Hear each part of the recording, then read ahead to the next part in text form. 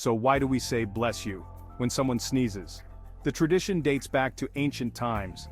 Back then, people believed sneezes could expel evil spirits from the body. Yep, sneezing was seen as a mini exorcism. Then, during the bubonic plague in the 6th century, Pope Gregory I suggested saying God bless you to protect people from the disease. Sneezing was one of its early symptoms, so the phrase stuck, literally like a superstition. Fast forward to today, and it's just a friendly gesture. Some even say Gesundheit, which is German for health. Either way, it's all about wishing someone well. So next time someone sneezes, and you automatically say bless you, know that you're part of a long, quirky tradition. And hey, it's always nice to spread a little goodwill around. Want more fun facts like this? Hit that subscribe button and join us at Shower Thoughts. See you in the next one.